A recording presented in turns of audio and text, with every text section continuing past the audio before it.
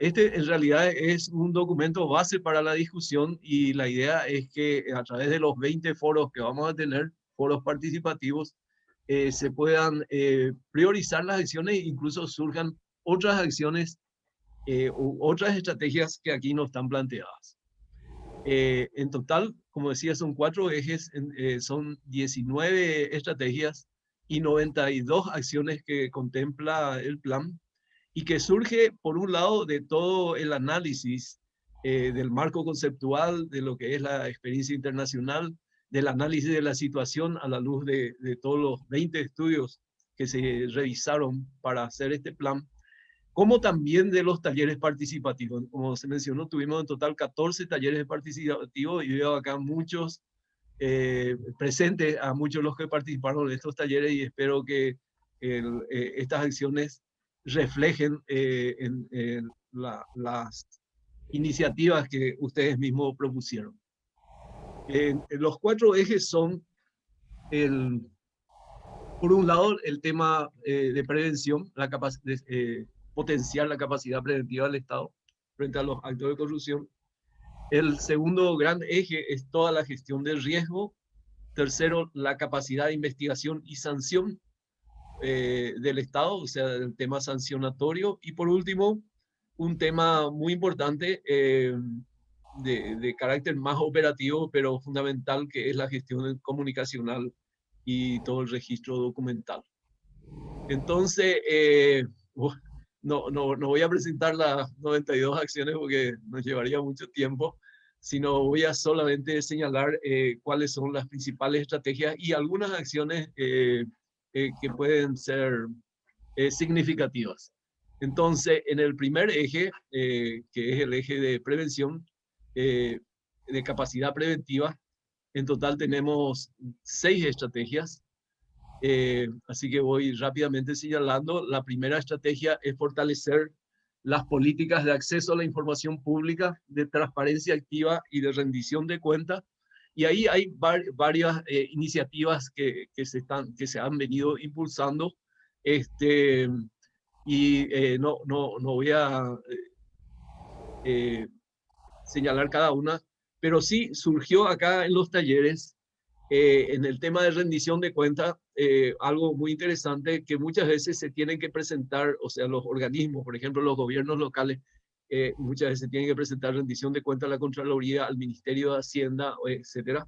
Y la idea es, una propuesta es estandarizar y unificar los datos requeridos para la rendición de cuentas y de ser posible, que es una iniciativa que está llevando adelante la Contraloría para el caso de Fonacide, presentar una sola vez la rendición de cuentas y que ésta sea transparente para todos los organismos de control. El segundo, digamos, la segunda estrategia es promover la integridad, la ética pública y la cultura en los servidores públicos, en el sector privado y en la ciudadanía.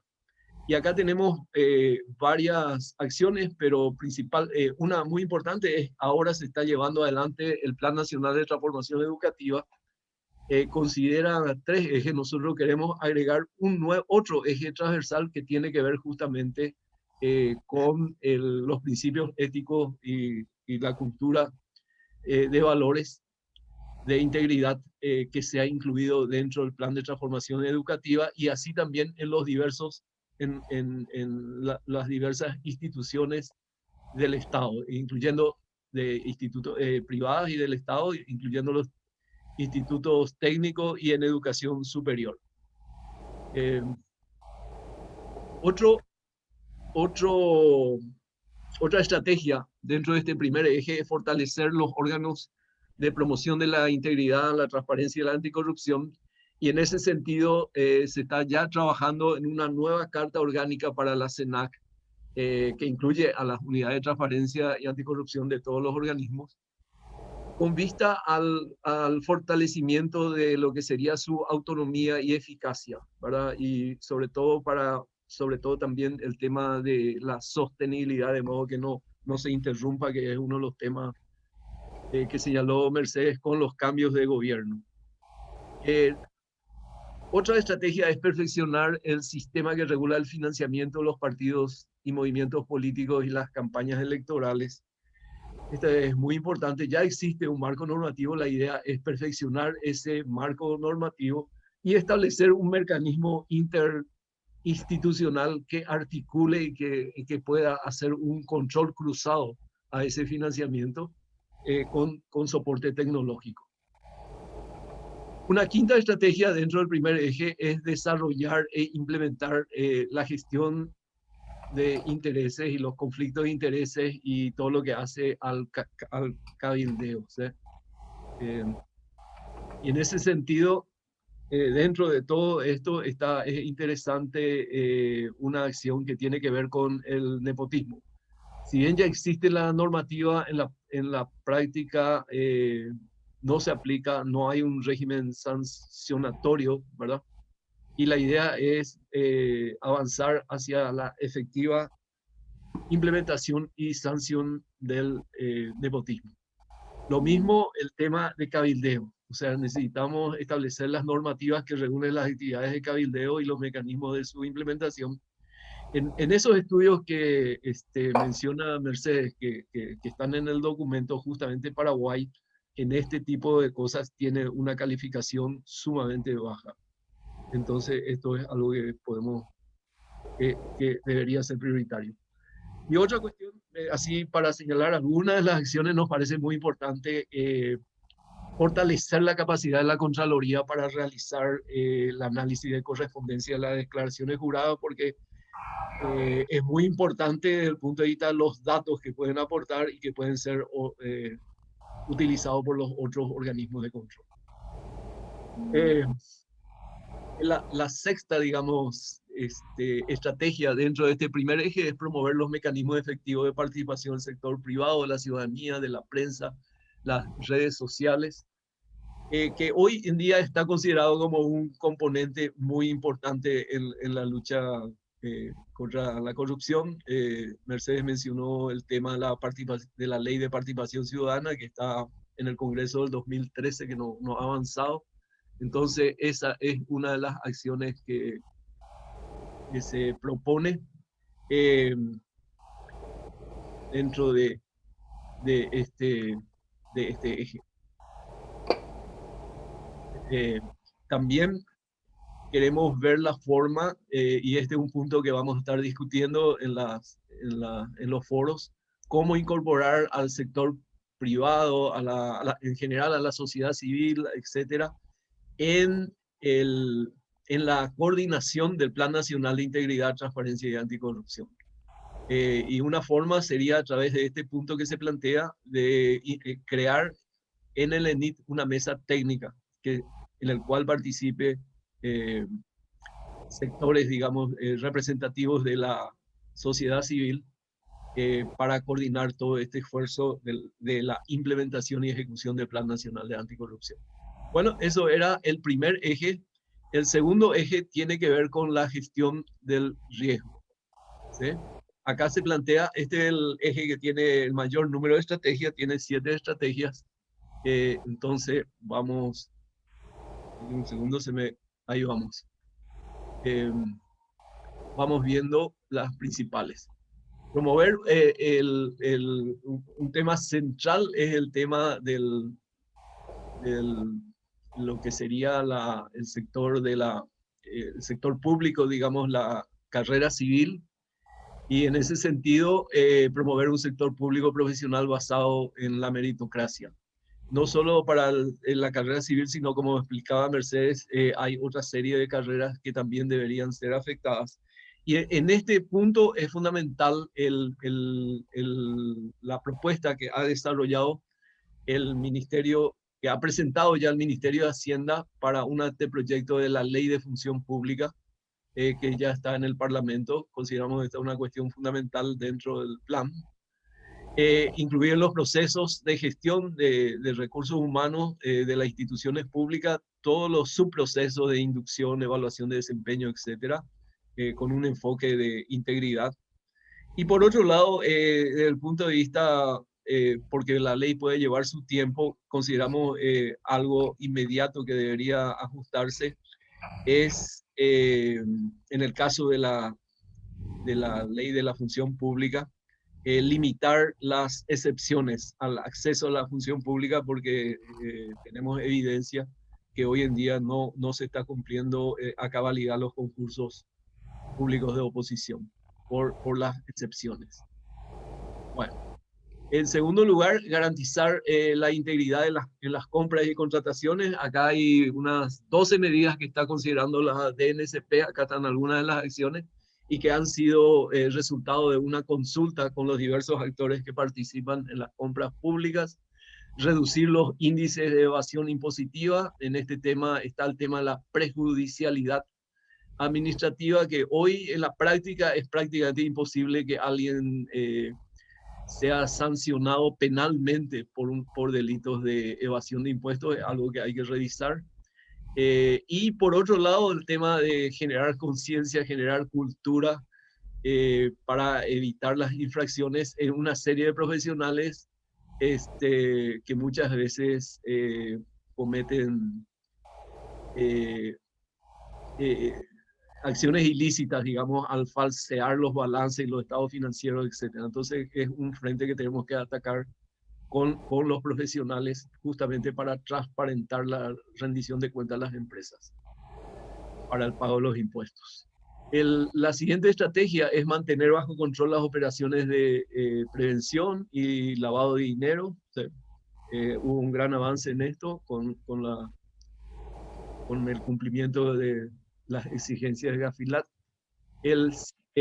Por otro lado, fortalecer el mecanismo de gestión de denuncias y protección de denunciante. Y en ese sentido se propone elaborar y aprobar una normativa para que, que establezca los mecanismos efectivos para los denunciantes de hechos ilícitos. Y la siguiente estrategia es consolidar el sistema de control interno en cada uno de los organismos del Estado, y bueno, eso ya se viene haciendo, pero acá surgió en estos talleres una cuestión muy interesante, ¿verdad? Porque hoy en día, en el caso de los organismos del Poder Ejecutivo, tienen dos organismos de control, que es la Auditoría General del Poder Ejecutivo y la Contraloría. Y cada uno, si bien usan un método estándar de control interno, que es decir, en la práctica los criterios que se aplican no son similares, salen calificaciones diferentes, y la idea, la propuesta es que estas dos instituciones unifiquen sus criterios y, si es posible, se tenga que hacer una sola presentación. Esto salió justamente en los talleres. Y por último, dentro de este segundo eje está promover el uso de las tecnologías de información. Acá hay realmente, como ya señalabas, Mercedes, en los talleres, este fue señalado como un gran facilitador, y se puede avanzar muchísimo incorporando incluso tecnología avanzada. Y sobre todo, otro aspecto muy importante es facilitar la interoperabilidad entre las instituciones de control, de modo que puedan tener toda la información que requieran para hacer sus procesos. Eso era, digamos, el eje 2, que era el control de riesgo, y ahora pasamos al siguiente eje, que tiene que ver con la capacidad de investigacionización del Estado frente a los actos de corrupción. Y acá tenemos cuatro estrategias. Y la primera, me tranca un poco acá está. La primera tiene que ver con mejorar la coordinación entre el Poder Judicial, el Ministerio Público, así otras contralorías, otras instituciones como la Contraloría. Avanzar en la implementación del expediente electrónico, algo que viene impulsando la Corte Suprema de Justicia, que se espera incluso que para el próximo año todas las sedes de las 17 circunscripciones ya estén funcionando en todos los juzgados con expediente electrónico. Es un salto muy importante. Y acá tenemos dos instituciones en el cual hay, digamos, requieren cierto tipo de tratamiento especial, que es el Jurado de Enjuiciamiento Magistrados y en el cual se propone para este caso en particular la elaboración de anteproyecto de ley de reglamento del jurado de enjuiciamiento de magistrados. No se puede cambiar su estructura debido a que eso está en la Constitución, pero sí se puede establecer por ley un reglamento, y lo mismo el promover normativas que establezcan criterios de idoneidad e integridad para ocupar cargos en el Consejo de la Magistratura, en el Jurado de Enjuiciamiento, en el Ministerio Público, así como en otras instituciones de control. El otro tema dentro de este tercer eje, que es el eje sancionatorio, está reforzar el sistema de responsabilidades civiles y administrativas. Y entonces se propone establecer y aplicar un sistema de sanciones, incluyendo a las autoridades, porque hoy en día no existe un régimen sancionatorio desde el punto de vista administrativo para las autoridades, sí para los nombrados, tampoco existe para los contratados. Y por otro lado, establecer claras competencias del Tribunal de Cuentas y de la Contraloría en los procesos de rendición de cuentas. La tercera estrategia dentro del eje sancionatorio está fortalecer los mecanismos de recuperación de activos de origen ilícito. El cuarto es agilizar las respuestas institucionales que deben darse desde los organismos de control y de investigación, o sea, entre estos organismos, promoviendo mecanismos. Porque tenemos acá un caso muy interesante, el caso de Bolivia, en que ellos a través de un sistema tecnológico automatizaron el compartir información entre los organismos de control con una cierta inversión relativamente no significativa. Lograron ingresos adicionales para el Estado de $100 millones. Es un estudio que está publicado y que consideramos muy importante, porque muchas veces una entidad como el Ministerio Público tiene un tiempo para hacer una imputación, digamos 6 meses, pero en ese tiempo no puede recoger toda la información que requiere y que está en los otros organismos de control. Bueno, eso eran las cuatro estrategias dentro del eje sancionatorio, y el último eje es la gestión comunicacional y registro documental. Y acá se plantea, por un lado, visibilizar las acciones impulsadas por las instituciones, también con varias estrategias, y precautelar el registro documental y las evidencias sobre los avances. Y esto, que aparece como una acción a realizarse en el futuro, quiero destacar que este gran trabajo que hicieron acá los compañeros del ENIT, y hoy ya tenemos este reporte país que tiene 72 páginas con una información muy completa con la contribución o sea, este trabajo. Tenemos acá un equipo, principalmente el Banco Central, la colaboración de las 10 instituciones que conforman el ENIT, la CENAC y muchas otras instituciones. Tiene información de los 3 poderes del Estado. Justamente digamos, esto corresponde a esta estrategia de visibilizar las acciones impulsadas por las instituciones. Y justamente ahora ya se está publicando este reporte, que realmente estamos en cierta medida cumpliendo con uno de los objetivos que nos estamos trazando. Y bueno, yo hasta ahí va mi presentación, Francisco, así que muchísimas gracias a todos. Le agradecemos al coordinador del equipo consultor de USAID Ceanso, a José Félix Bogado Tabacman. Le invitamos a dejar de compartir pantalla. Estamos ahora con todos los participantes. Tenemos 228 participantes por el momento. A ver, van a ser las 11. Este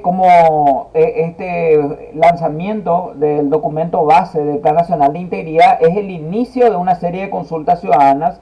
Entiendo que se tienen previsto realizar unos 20 foros con la sociedad civil, la academia, los gremios y demás. Y además el documento completo, íntegro, va a estar alojado en el sitio web del ENIC. Ahora vamos a pasar a un momento entre 15-20 minutos. Queremos respetar también el tiempo de todos. Siendo las 11, podemos ir hasta las